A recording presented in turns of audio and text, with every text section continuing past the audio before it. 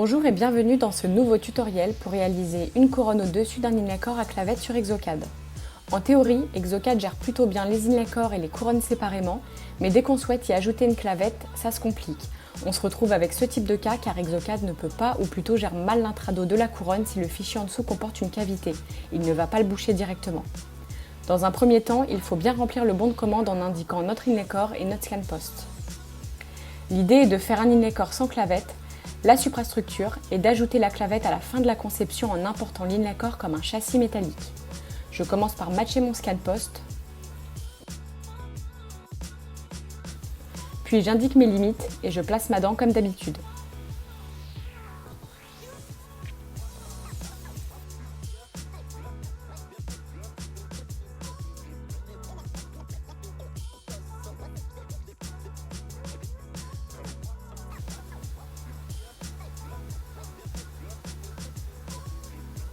Concernant les paramètres, vous pouvez réduire les bords à 0,2 mm et un espace à 0,5 mm des limites.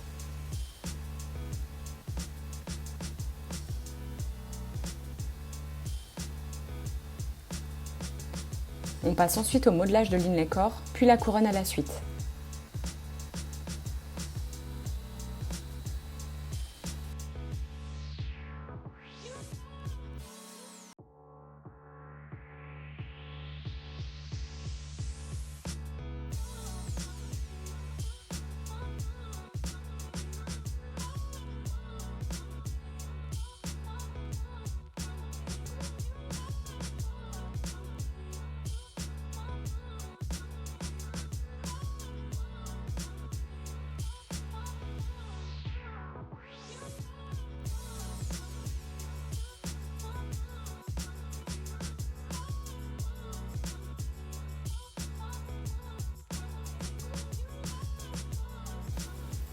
Lorsque les deux conceptions sont terminées, vous devrez aller dans Outils, puis Ajouter, supprimer des objets, sélectionner Châssis métallique, puis charger votre inlay-core sans clavette.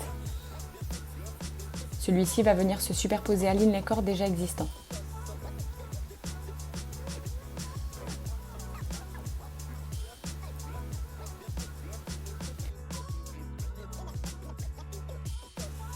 Vous pouvez le masquer dans le visuel Exocad afin de ne faire apparaître que l'inlay-core que vous venez d'importer.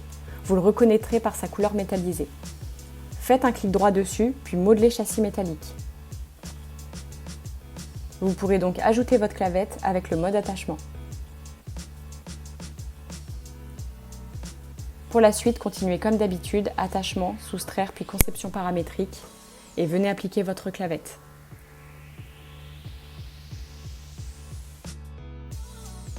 N'oubliez pas de cocher Permettre toute modification puis Valider.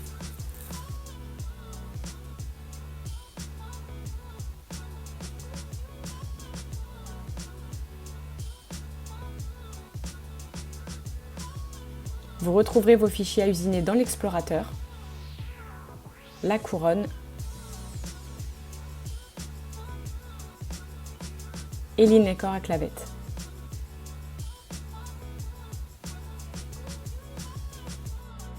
J'espère que ce tutoriel vous aura aidé, n'hésitez pas à nous laisser un commentaire ou à nous faire des suggestions et prendre contact avec nous.